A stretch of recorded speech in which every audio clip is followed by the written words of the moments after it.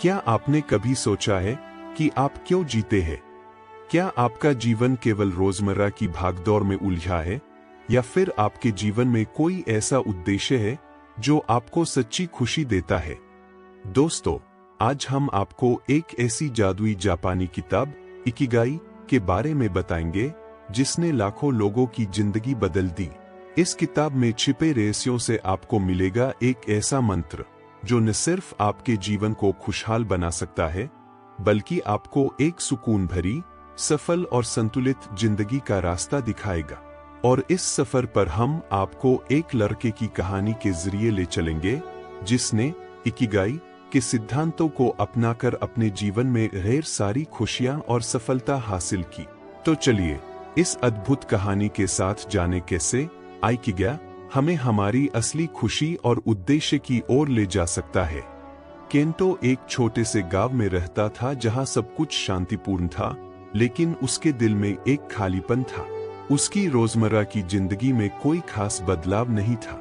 वह अपने दोस्तों के साथ खेतों में काम करता था, परिवार का ध्यान रखता था, लेकिन फिर भी उसे लगता था कि वह कुछ मिस कर रहा है।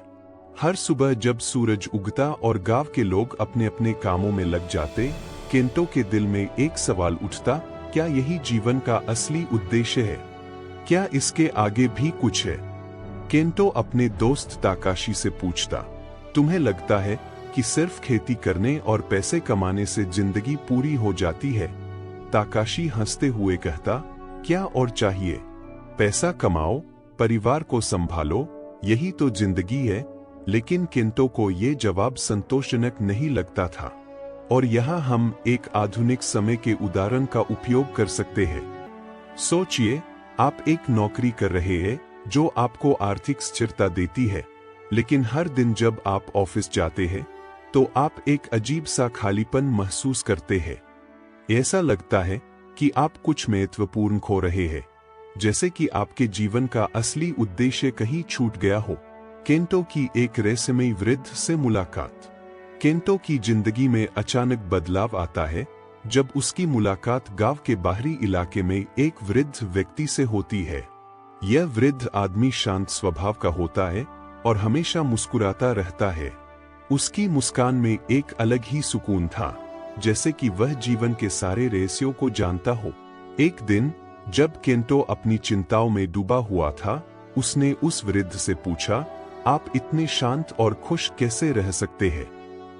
वृद्ध ने अपनी आंखों में एक चमक के साथ जवाब दिया, मैंने अपने इकिगाई को खोज लिया है। केंटो को समझ नहीं आया कि वह क्या कर रहे हैं, और यही वह पल था जब उसकी जिंदगी ने नया मोड़ लिया। वृद्ध ने बताया, इकिगाई वह है जो तुम्हें हर सुबह जागने का कारण देता है।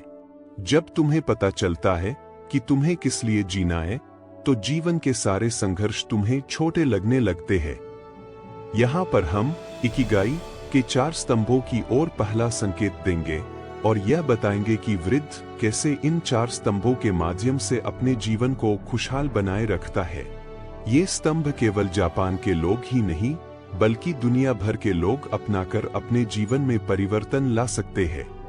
वृद्ध के जीवन के उदाहरण, जैसे कि उसने किस प्रकार अपने जुनून को खोजा और किस तरह से उसने समाज के लिए योगदान दिया, ये सारे बिंदु विस्तार से बताए जाएंगे। केंटो वृद्ध की बातों से प्रेरित होकर अपने जीवन के उद्देश्य को खोजने की कोशिश करता है, लेकिन यह सफर इतना आसान नहीं था। हर कोई अपनी जिंदगी में उस चीज की तलाश करता है जो उसे खुशी दे, लेकिन इसे पाना चुनौतीपूर्ण हो सकता है। केंटो ने अपने दोस्तों से पूछा, तुम्हें क्या करना पसंद है? क्या तुम्हें अपने काम में खुशी मिलती है? लेकिन उसके दोस्त उसकी बातों को नहीं समझ पा। कुछ ने कहा, काम तो बस पैसे कमाने के लिए होता है। तो किसी ने कहा, खुशी वह कहां से मिलेगी? यह अध्याय इस बात पर प्रकाश डालेगा कि हम में से कितने लोग अपने जुनून को पहचानने में संघर्ष करते हैं। केंटो को भी यही चुनौती मिलती है, लेकिन वह हार नहीं मानता। वह अपने बचपन के शौक को याद करता है। उसे चित्रकारी करना पसंद था, लेकिन क्या यह उसका असली इकिगाई हो सकता है? क्या इससे उसकी जिंदगी खुशहाल हो सकती है? जैसे कि आधुनिक समय के लोगों की कहानियां जिन्होंने अपने जुनून को खोजा और उसे अपने करियर में बदल दिया। स्टीव जॉब्स का उदाहरण ले सकते हैं, जिन्होंने अपने जुनून के कारण एप्पल जैसी कंपनी खड़ी की। कौशल में निखार। इकिगाई का दूसरा स्तंभ। इकिगाई का दूसरा स्तंभ है वह काम जिसमें आप अच्छे हो। यह केवल जुनून से नहीं बल्कि कौशल से भी जुड़ा हुआ है। केंटो को अब यह समझ में आता है कि चित्रकारी करना उसे पसंद है, लेकिन क्या वह इसमें अच्छा है? इस अध्याय में हम केंटो के संघर्ष को दिखाएंगे, जहां वह अपने कौशल को निखारने के लिए मेहनत करता है। वह रोज घंटों तक अभ्यास करता है, लेकिन फिर भी उसे लगता है कि वह दूसरों से बेहतर नहीं है। उसे आलोचनाएं मिलती है, लेकिन वह हार नहीं मानता। केंटो की पहली प्रदर्शनी असफल रही। लोग उसकी कला को समझ नहीं पा। उसने निराश होकर सोचा, शायद मैं इसमें उतना अच्छा नहीं हूं जितना मैं समझ रहा था। लेकिन वृद्ध की बात उसे याद आई, हर महान काम के पीछे कठिनाइयां होती है। यह अध्याय यह सिखाएगा कि जुनून तभी सार्थक होता है जब आप उसमें कुशल होते हैं। केवल प्यार करने से काम नहीं चलता, आपको मेहनत और लगन से उस काम में निपुणता हासिल करनी होगी। यहाँ पर वास्तविक जीवन के उदाहरण दिए जा सकते हैं, जैसे कि माइकल जॉर्डन के बास्केटबॉल में उत्कृष्टता पाने की कहानी या लियोनार्डो दा विंची की कला में महारत हासिल करने के लिए की गई मेहनत। आर्थिक सुरक्षा। इकिगाई का तीसरा स्तंभ। इकिगाई का तीसरा स्तंभ है वह काम जिससे आपको आय प्राप्त हो। जुनून और कौशल के बाद जीवन में आर्थिक स्थिरता भी जरूरी है। इस अध्याय में केंटो यह समझता है कि सिर्फ चित्रकारी करना काफी नहीं है, उसे अपने शौक को एक पेशे में बदलना होगा जिससे वह आर्थिक रूप से स्थिर हो सके। केंटो ने सोचा, अगर मैं इस कला से पैसा नहीं कमा सकता तो मैं इसे कैसे जारी रख सकता हूँ। उसने धीरे धीरे अपने कला को बेचने के नए तरीके ढूंढने शुरू किए। उसने ऑनलाइन प्लेटफॉर्म का सहारा लिया और अपने कला के टुकड़ों को वहां बेचने का प्रयास किया। यह अध्याय आज के जमाने के उद्यमियों के लिए भी प्रासंगिक है, जो अपने जुनून को एक व्यवसाय में बदलना चाहते हैं।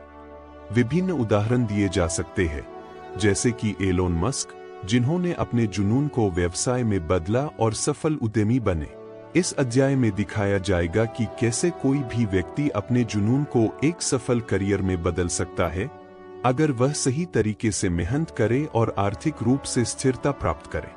समाज के लिए योगदान। इकिगाई का चौथा स्तंभ। आइकिगा का चौथा और अंतिम स्तंभ है वह काम जो दुनिया को चाहिए।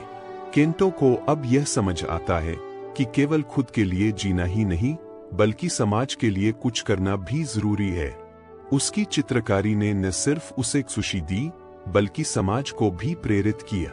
उसने अब अपनी कला के जरिए समाज को एक सकारात्मक संदेश देना शुरू किया। केंटो ने अपनी अगली प्रदर्शनी में ऐसी चित्रकारियां बनाई जो समाज में हो रहे मुद्दों पर प्रकाश डालती थी। उसकी कला अब लोगों के दिलों को छूने लगी थी। लोग उसकी कला में अपने जीवन की समस्याओं का हल खोजने लगे। केंटो ने जब अपने इकिगाई की यात्रा शुरू की थी, तो उसने यह नहीं सोचा था कि वह रास्ते में इतने सारे संघर्षों और विफलताओं का सामना करेगा। लेकिन इकिगाई का असली अर्थ तभी समझ आता है जब आप हार न माने और अपने सपनों को पूरा करने के लिए हर चुनौती का सामना करें। विफलताएं जीवन का हिस्सा है और वे हमें मजबूत बनाती है। केंटो की एक चित्र प्रदर्शनी में कुछ खास सफलता नहीं मिली। लोग उसकी कला को नकारात्मक रूप से देख रहे थे। कई आलोचकों ने उसे नकारात्मक प्रतिक्रिया दी और उसके दोस्तों ने भी उसका साथ छोड़ दिया। वह निराश था, लेकिन वृद्ध व्यक्ति ने उसे सिखाया कि विफलता असल में सफलता की ओर पहला कदम होती है। यह अध्याय दर्शकों को यह सिखाएगा कि जब हम अपने जीवन के उद्देश्य को खोजने की कोशिश करते हैं, तो चुनौतियां आना तय है। लेकिन हर चुनौती हमें सिखाती है और हमें हार नहीं माननी चाहिए। यहाँ पर थॉमस एडिसन और उनके बल्ब के आविष्कार का उदाहरण दिया जा सकता है, जहां उन्होंने हजारों विफलताएं झेली थी, लेकिन अंत में सफलता पाई। धैर्य और निरंतरता। इकिगाई की शक्ति। जब केंटो ने विफलताओं का सामना किया, तो उसने यह भी सीखा कि सफलता रातों रात नहीं मिलती। धैर्य और निरंतरता आइकिगाई के महत्वपूर्ण स्तंभों में से एक है। बिना धैर्य और नियमितता के कोई भी अपने जीवन के उद्देश्य को पूरी तरह से प्राप्त नहीं कर सकता। केंटो ने अब यह तय कर लिया था कि वह चाहे जितनी भी असफलताएं झेले, वह अपनी यात्रा नहीं रोकेगा। उसने अपनी कला में सुधार किया, नए तरीकों से अपने स्किल्स को निखारा और धैर्य के साथ इंतजार किया। समय के साथ लोग उसकी कला को सराहने लगे। यहाँ पर एक और उदाहरण दिया जा सकता है, जैसे माइकल फेल्प्स, जो दुनिया के सबसे सफल तैराक है। उन्होंने रोज 5 से 6 घंटे तक ट्रेनिंग की और हर दिन अपने कौशल को निखारा। यह दर्शाता है कि निरंतरता और धैर्य से ही बड़ी सफलता पाई जा सकती है। इस अध्याय के माध्यम से केंटो की कहानी दिखाएगी कि चाहे कितनी भी मुश्किलें आए, अगर हम निरंतर कोशिश करते रहें तो हम अपने जीवन के उद्देश्य को प्राप्त कर सकते हैं। संतुलन और सुख की प्राप्ति, आंतरिक शांति का महत्व। इकिगाई केवल बाहरी सफलता से जुड़ा नहीं है, यह आपके आंतरिक संतुलन और शांति से भी जुड़ा होता है। जब आप अपने जीवन में उस संतुलन को पा लेते हैं, जहां काम, परिवार और आत्मसंतुष्टि के बीच सही तालमेल हो, तब असली सुख की प्राप्ति होती है। केंटो ने जब अपने जीवन में संतुलन बनाना शुरू किया, तो उसे एहसास हुआ कि खुशी केवल सफलता से नहीं, बल्कि संतुलित जीवन से आती है। केंटो दिन भर अपने काम में लगा रहता था, लेकिन अब उसने अपनी दिनचर्या में बदलाव किया। वह सुबह उठकर ध्यान करने लगा, परिवार के साथ समय बिताने लगा और अपने शौक के लिए भी समय निकालने लगा। इस संतुलन ने उसकी जिंदगी को और भी खुशहाल बना दिया। इस अध्याय में हम यह समझाएंगे कि जीवन में संतुलन कितना महत्वपूर्ण है। चाहे आप कितने भी सफल हो जाए, अगर आप अपने परिवार और खुद के लिए समय नहीं निकाल पाएंगे, तो असली खुशी नहीं मिल पाएगी। यहाँ पर ओपरा विनफ्रे का उदाहरण दिया जा सकता है, जिन्होंने अपने करियर के साथ साथ अपने जीवन में भी संतुलन बनाए रखा और आज वह एक सफल और संतुलित जीवन जी रही है। संतुलन की शक्ति को दर्शाते हुए यह अध्याय दर्शकों को प्रेरित करेगा कि वे भी अपने जीवन में संतुलन बनाएं और सुख प्राप्त करें। समाज के प्रति कर्तव्य, इकिगाई की अंतिम उपलब्धि। केंटो अब यह जान चुका था कि इकिगाई केवल खुद की सफलता तक सीमित नहीं है, बल्कि समाज के प्रति भी हमारी जिम्मेदारी है। जब हम समाज की भलाई के लिए काम करते हैं, तो हमारी जिंदगी और भी सार्थक हो जाती है। केंटो ने अपनी कला को समाज की भलाई के लिए उपयोग करने का निर्णय लिया। उसने अपनी कला के जरिए समाज में शिक्षा और जागरूकता फैलाने की कोशिश की। केंटो ने अब उन मुद्दों पर काम करना शुरू किया जो समाज के लिए महत्वपूर्ण थे।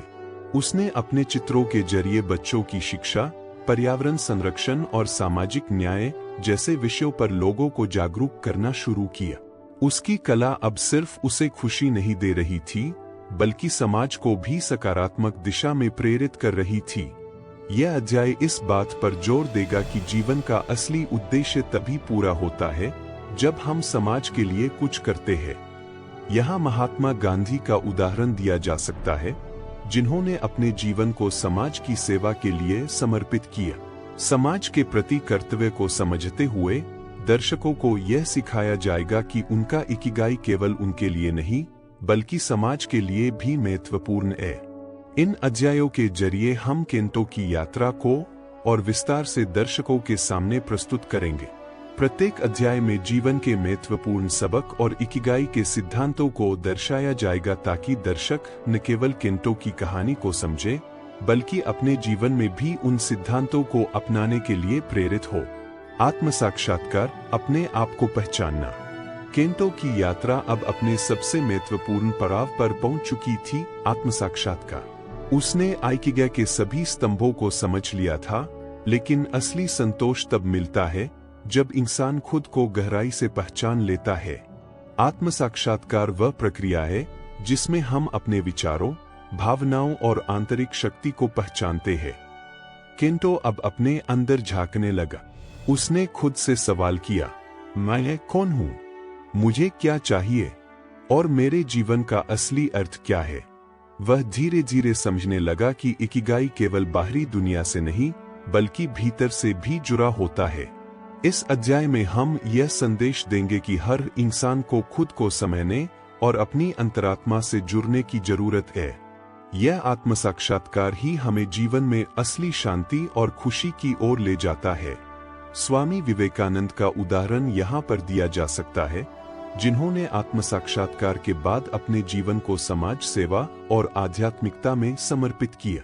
जीवन का उद्देश्य, इकिगाई की पूर्णता। केंटो ने अब अपने जीवन के उद्देश्य को पूरी तरह से समझ लिया था। इकिगाई के 4 स्तंभों का पालन करते हुए उसने खुद को और समाज को समर्पित कर दिया था। उसने अपने जीवन में संतुलन, शांति और उद्देश्य को पा लिया था। यह अध्याय यह सिखाएगा कि जब हम अपने इकिगाई को पहचान लेते हैं तो हमारा जीवन सार्थक हो जाता है और हम हर दिन खुशी और जोश से भर जाते हैं। केंटो अब हर सुबह मुस्कुराते हुए उठता था, क्योंकि उसे पता था कि उसकी जिंदगी का एक उद्देश्य है।